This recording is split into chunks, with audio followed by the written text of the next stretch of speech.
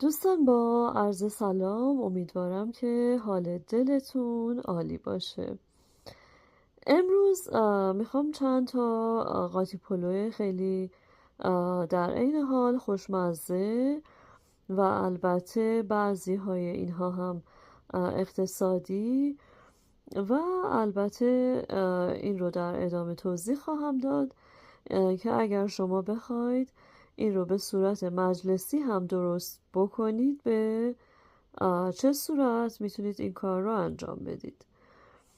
اولین پلویی که در نظر گرفتم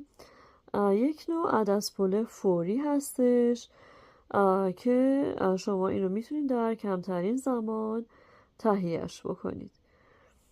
برای درست کردن این عدس پلو شما اول از همه کاری که میکنید برنجتون رو حالا یا اینکه در پلو پز و یا هم اینکه در قابلمه اجازه میدین تا برنج شما آماده بشه و از طرف دیگه شما مقدار عدسی رو که میخواین در این عدس پلوتون بریزید این رو هم میگذارید به همراه کمی آب و نمک تا اینکه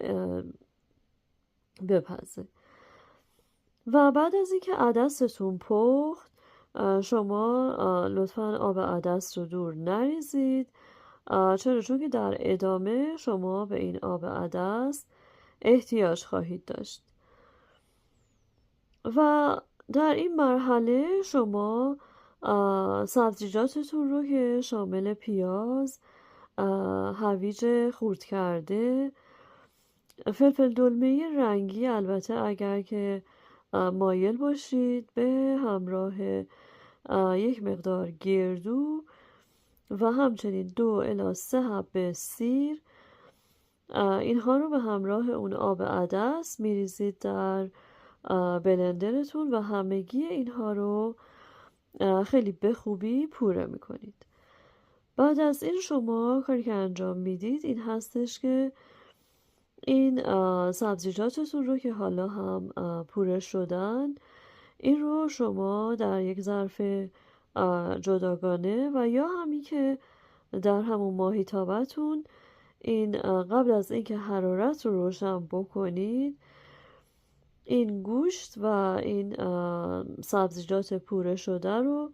خیلی به خوبی با همدیگه مخلوطشون میکنید که البته برای سریعتر شدن کار شما حتی میتونید دستکش دستتون بکنید و با استفاده از دستتون این رو هرچه سریعتر با هم مخلوط بکنید و بعد از اون کاری که میکنید یک مقدار پودر زردچوبه اضافه میکنید به همراه کمی روغن و حالا زیر ماهیتابتون رو با حرارت خیلی روی حرارت خیلی بالا شروع میکنید به هم زدن گوشتتون. بله دوستان، گوشتون رو در چند دقیقه اول این رو هم میزنید تا اینکه به هم دیگه نچسبه و بعد از اون شما میتونید در ماهیتابتون رو بگذارید و با حرارت بالا اجازه بدین تا اینکه این آب گوشتتون خیلی به خوبی جمع بشه و کاری که در مرحله بعدی انجام میدید شما میتونید مقداری شیره خرما و یا هم اینکه شیره انگور رو با مقداری کچاپ و همچنین مقداری هم عسل مخلوط بکنید به همراه ادویه های دیگرتون که شامل پودر دارچین و همچنین زیره هستش و یک مقدار خیلی کم هم پودر فلفل سیاه و همچنین پودر کاری که البته در این غذا بهتر هستش که شما ادویه غالبتون دارچین باشه و به ترتیب بعد از اون زیره که البته من این رو فراموش کردم بگم که من از مقدار خیلی خیلی کمی هم در این همین مرحله مقداری زنجبیل هم استفاده میکنم و همه این مواد رو خیلی به خوبی با هم مخلوط میکنید و به گوشتتون اضافه میکنید و یک سرتفت خیلی کوچیک به اینها میدید. بعد از این شما کاری که میکنید عدس هاتون رو اضافه میکنید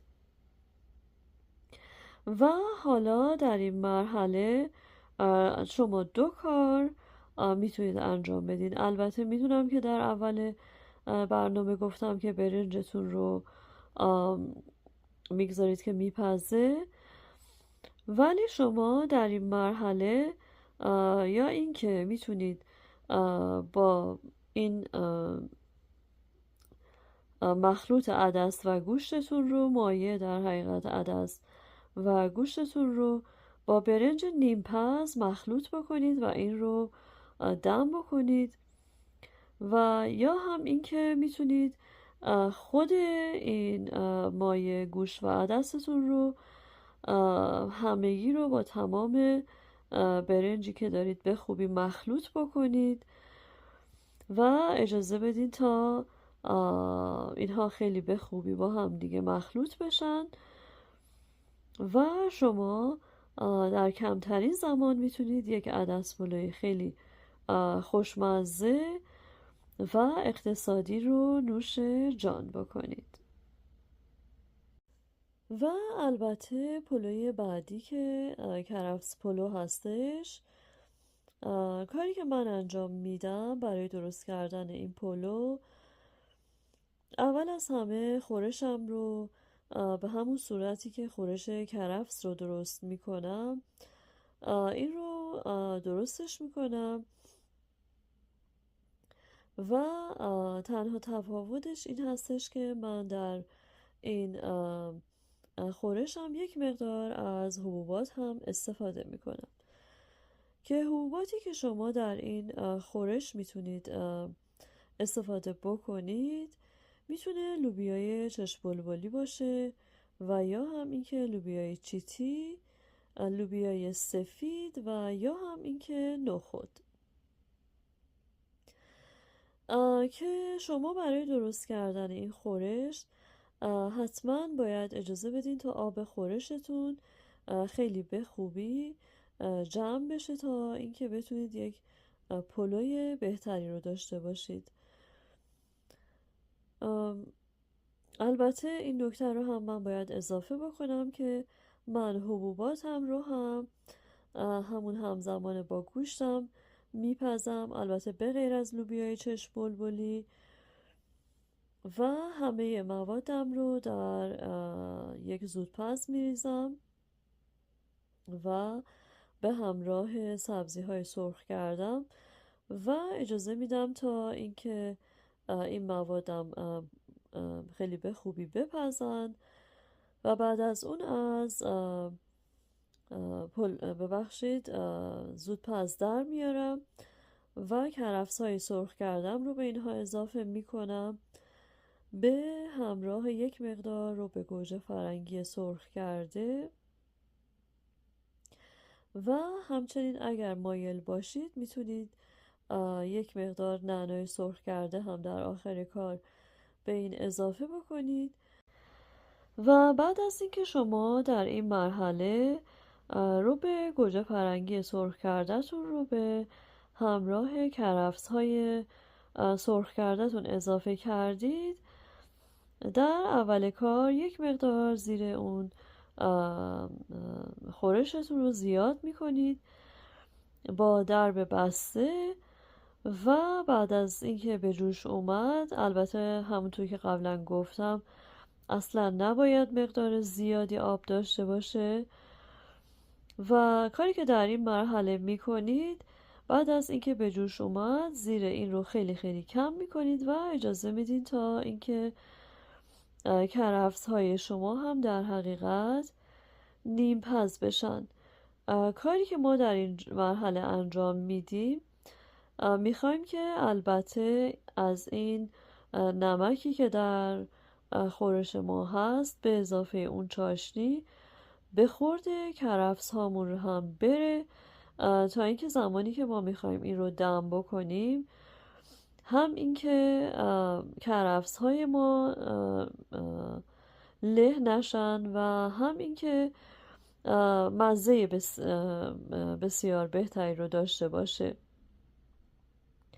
و بعد از اینکه این مرحله هم به اتمام رسید، شما میتونید این رو با یک پلو نیم پز، که البته منظورم همون برنج آبکش شده هستش، شما این رو به خوبی مخلوط بکنید و این رو دم بکنید و این تبدیل به یک کرفس پلو خیلی خیلی خوشمزه بشه. که البته شما اگر بخواید که این رو در حقیقت اقتصادی ترش بکنید، کار دیگه‌ای که میتونید انجام بدین این هستش که از مقدار گوشت کمتری استفاده بکنید و بعد از اینکه خورشتون آماده شد در مرحله آخر شما این گوشت ها رو ریش ریش بکنید، با خورشتون به خوبی مخلوط بکنید و بعد از اون با برنجتون مخلوط بکنید و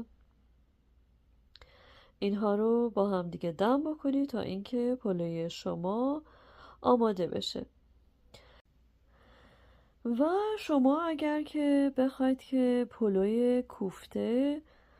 و یا همین که پلوی دلمه رو تهیه بکنید، اونها هم به این صورت هستش، به همین روشی که گفتم خدمتتون. اول از همه اون مایعتون رو البته بدون برنج اون مایعتون رو خیلی به خوبی آماده می کنید و بعد از اون مایع رو با برنج نیم پز مخلوط می کنید و اجازه میدین تا این پلوتون خیلی به خوبی دم بکشه و یک پلوی کوفته و یا هم اینکه یک پلوی دلمه بسیار خوشمزه‌ای رو داشته باشید. که البته اگر که شما با برنامه‌های قبلی من آشنایی داشته باشید، حتما میدونید که منظور من از پلوی کوفته و پلوی دلمه چی هستش. اینها دقیقا همون موادی رو که ما در درست کردن خود کوفته، حالا هر نوع کوفته‌ای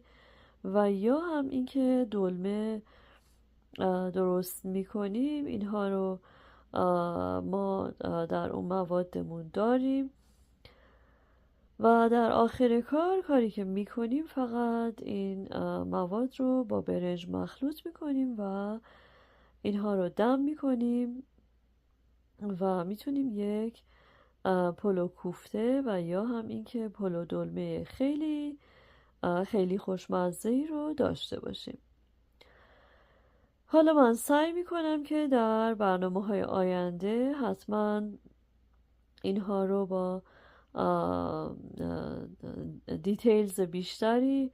براتون توضیح بدم تا اینکه بتونید یک نتیجه کار خیلی خیلی عالی رو داشته باشید. پلوی دیگری که من گاهی اوقات درست میکنم پلوی قلی ماهی هستش که شما این رو هم به همون صورتی که خورش کرفس رو من گفتم خدمتتون، البته برای درست کردن خورش قلی ماهی احتیاج به سبزی های دیگری دارید، این رو میدونم،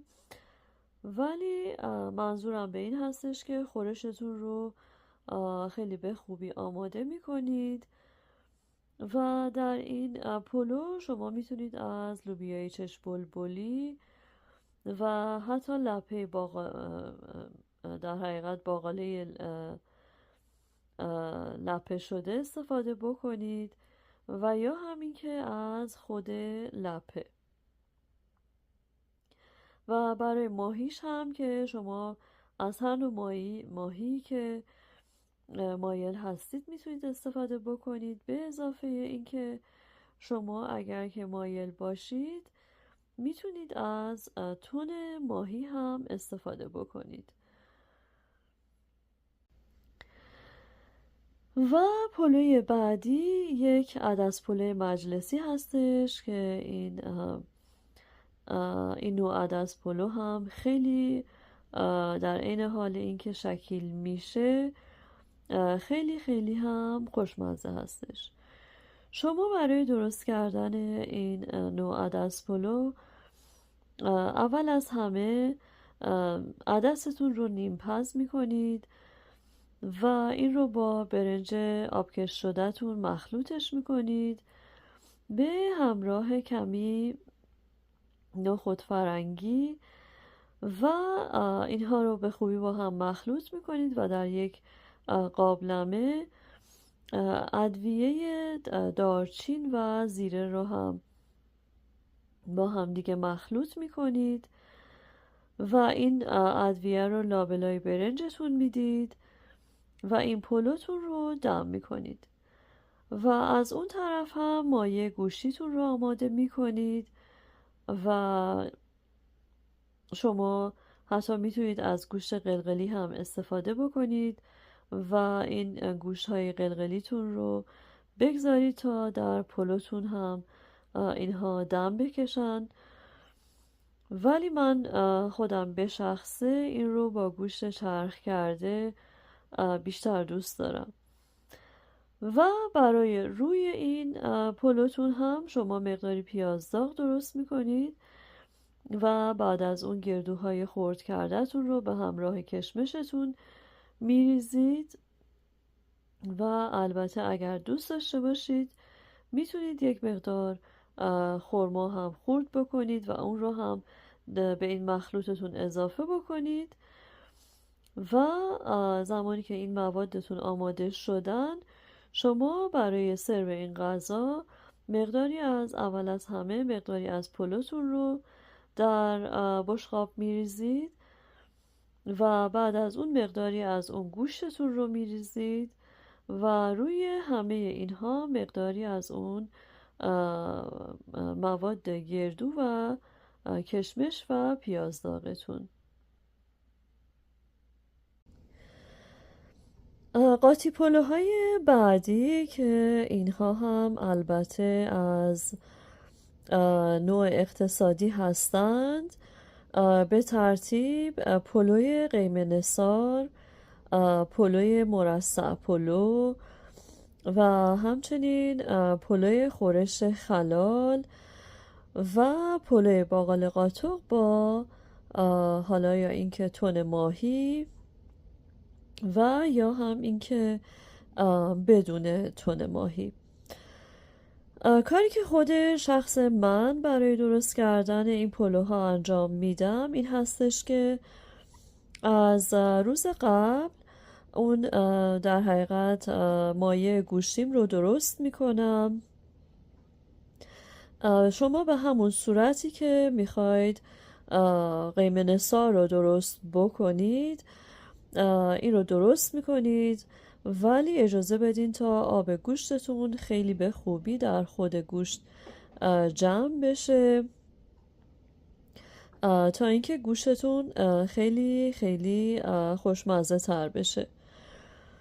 و این رو شما با بقیه موادتون مخلوط میکنید و این رو میگذارید در یخچال و فردای اون روز این گوشت ها رو در میارید، ریش ریش میکنید. علت این که این کار رو انجام میدم این هستش که شما به این طریق گوشت های ریش ریش شکیل تری رو خواهید داشت تا اینکه بخواید گوشت آبپز رو زمانی که شما ریش ریش بکنید این ریش ریش ها خیلی خیلی نازکتر میشن و در برنجمون حالت شکیل و زیبایی رو نخواهد داشت. ولی اگر که شما گوشتون رو اول از همه سرخ بکنید در حقیقت اون تکه های گوشتون رو سرخ بکنید و این رو آماده بکنید و این رو در یخچال بگذارید و اون گوشت سرد رو بخواین ریش ریش بکنید، این ریش ریش ها خیلی نازک نمیشن و اینکه شما میتونید پلوی شکیلتر و در این حال خوشمزه تری رو هم داشته باشید که البته در این پلو البته به میزان ببخشید به تعداد افراد شما میزان گوشی رو که استفاده میکنید خب تغییر میکنه، ولی اگر که شما بخواید پلو این قیمه نثار رو و یا هم اینکه مرصع پلو رو و یا هم اینکه خورش خلال رو درست بکنید، به دلیل اینکه از مغزها هم در این پلوها استفاده میشه، احتیاجی نیستش که بخواید که از گوشت خیلی خیلی زیادی استفاده بکنید. و نکته دیگه که برای درست کردن این پلوها هستش، تهدیگ این پلوها رو من تهدیگ در حقیقت تهچین درست میکنم که البته این آقا ببخشید دوستان، من در اینجا باید یه پرانتز باز بکنم. قبل از اینکه من خودم این رسپه ها رو بخوام اولین کسی باشم که پخش بکنم، این آقا این رسپه های من رو ظاهرا مثل اینکه درست هم متوجه نمیشه و به اون شخص گفته بود که تهچین قیمه نثار، در صورتی که کاری که من انجام میدم این هستش که شما برای تهدیگ این پلو اون تهچینتون رو درست میکنید که خب با زرده تخم مرغ و زعفران و برنج هستش و حالا در هر صورت اون تهدیگ تهچینیتون رو درست میکنید، این رو در کف قابلمه‌تون میریزید و کاری که میکنید برای اینکه شما تهدیگ خوشمزه تری داشته باشید، یک مقدار از اون موادتون رو قبل از اینکه با بقیه پلوتون مخلوط بکنید روی این تهچینتون میریزید و این رو خیلی به آرامی فشار میدید روی اون تهچینتون و بعد از اون بقیه اون پلوتون رو که با موادتون مخلوط شده میریزید و اون رو دمش میکنید و این در حقیقت تهچین شما زمانی که آماده میشه یک مقدار از اون موادتون درش هستش که این رو تبدیل به یک تهدیگ خیلی خیلی خوشمزه و متفاوتی میکنه. ولی ظاهرا این آقا البته خوشبختانه این رو اشتباهی متوجه شده و این رو به اون کسانی که رسپه های من رو البته باز هم باید بگم خوشبختانه من خیلی خیلی خیلی دیدم از رسپه هایی که از من این آقا دزدیده و به دیگران برده داده. حالا نمیدونم که عمدن و یا هم اینکه خیر اینها رو به شکل دیگه ای میگه، شاید هم فکر میکنه اگر که در رسپه من تغییر به وجود بیاره من متوجه نمیشم که این رسپه متعلق اولین نفری که این رو به این شکل درست کرده متعلق به من بوده و شاید هم میخواد که در اون افکار پلید خودش این رو به من بقبولونه که نه این یک رسپه دیگه ای هستش ولی خب این خیلی جای تعجب داره که از وقتی که این آقا با من آشنا شده این رسپه ها رو میبره میده به دیگران. و برای درست کردن مرصع پلو و مرصع پلو و یا هم این که پلوی خورش خلال شما بهتر هستش که همون روشی رو که من برای پلوی قیم نثار بهتون آموزش دادم از همون روش استفاده بکنید که البته میتونید از گوشت مرغ و یا هم اینکه گوشت بوقلمون هم در این پلوها استفاده بکنید. و برای درست کردن پلوی باقاله قاتق شما میتونید این رو خود باقاله قاتقتون رو یا اینکه با تن ماهی مخلوط بکنید و این رو با پلوتون دم بکنید و یا هم اینکه بدون تن ماهی. دوستان عزیز، با عرض پوزش، من زمانی که ناراحت میشم ممکن هستش که بعضی نکات رو فراموش بکنم. به طور مثال شما در اون عدس پلوی مجلسی که گفتم خدمتتون میتونید از هویج هایی که به صورت نگینی خورد شدن هم در این پلوتون استفاده بکنید و اون هم به این صورت هستش که هویج هاتون رو اول از همه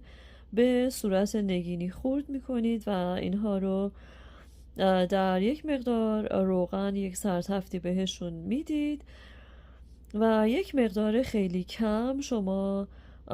روی اینها آب میریزید به همراه کمی شکر و زعفران و اجازه میدین تا اینکه هویج هاتون اینها در حقیقت 60% مرحله پخت رو بگذرونن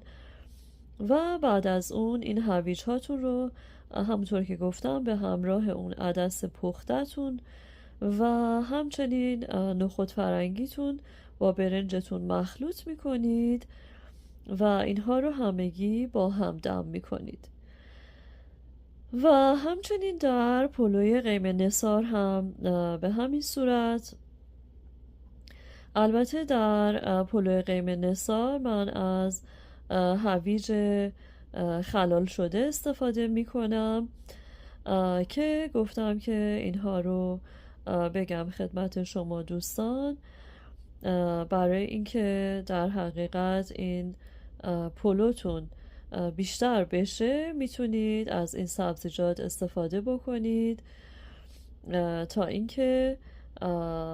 این موادتون خودش رو هم بیشتر نشون بده و هم اینکه بتونید از سبزیجات بیشتری استفاده بکنید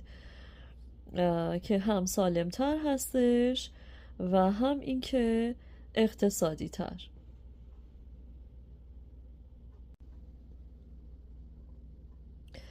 و همچنین پلوی قرمه سبزی که اگر که شما با ایده های من آشنا باشید در ویدیوهای اول من پلوی خورش فسنجون رو داشتم که بعد از اون من دیدم که خانومی به همین طریق از ایده های من ایشون استفاده کردن و قبل از اینکه من بخوام بقیه قاطی پلوهای جدیدم رو بیام بگم ایشون پیش دستی کردن و دقیقا همون داستانی رو که برای من پیش اومد ایشون حتی از همون داستان از همون سناریو استفاده کردن. ولی خب به هر حال من به علت مشغله زیاد قادر نیستم که بخوام بیام تمامی این غذاها رو در یک برنامه و همه اینها رو یک باره من بخوام بگم خدمت شما دوستان عزیز. در هر صورت این پلوی قرمه سبزی هم به همون صورت که پلوی کرفس رو ما درست میکنیم درست میشه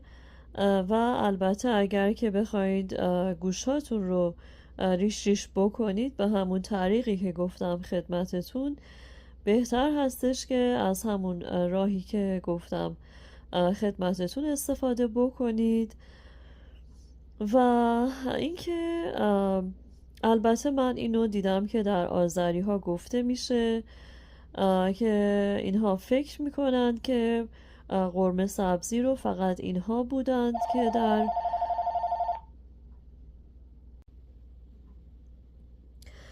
ببخشید دوستان، که قرمه سبزی رو فقط اینها بودند که با لوبیای چشم بلبلی درست میکردند، که البته ما هم که آذری نیستیم، یکی از مادر بزرگ های من یادمه که همیشه به من میگفت که اصل قرمه سبزی با لوبیای چشم بلبلی هستش، ولی خب این روزها از لوبیای چیتی هم استفاده میکنن برای درست کردن این خورش، که حتی گاهی اوقات ایشون قرمه سبزی رو با لوبیای چشم بلبلی درست میکردند و گاهی اوقات هم با لوبیای چیتی. این رو فقط خواستم بگم که این فقط تعلق به مردمان اون خطه نداره و خب گاهی اوقات ما به دلیل عدم آگاهی از عادتهای قدیمی قومهای دیگه، این رو شاید از روی قصد و غرض بدی هم نباشه، ولی بدون آگاهی ممکنه که چیزی رو ناگاهانه بخوایم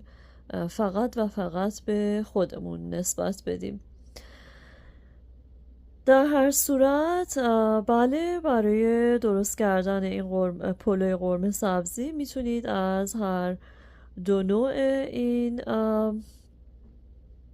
لوبیا استفاده بکنید و اینکه این پلو رو هم به همین صورتی که گفتم خدمتتون میتونید درست بکنید و نوش جان بکنید.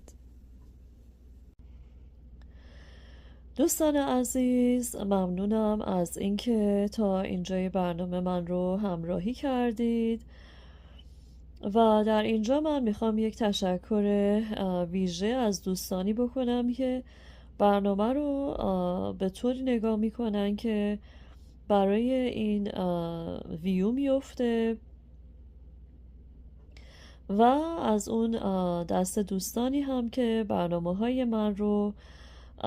طوری نگاه میکنن که برای اینها ویو نیفته و اتفاقا اونها اشخاصی هستند که بیشترین استفاده رو از رسپه های من میکنن و از ایده های من در برنامه های خودشون به اشکال مختلف استفاده میکنند. از این دوستان هم خواهش میکنم دست از این کارهای زشت و پلید بردارید و این برنامه رو طوری نگاه بکنید که برای این برنامه ویو بیفته و مجددا ازتون خواهش میکنم که لایک و سابسکرایب رو فراموش نکنید و این پادکست ها رو به اشتراک بگذارید و اینکه شما رو تا یک برنامه دیگه به خدا میسپارم. خدا نگهدار.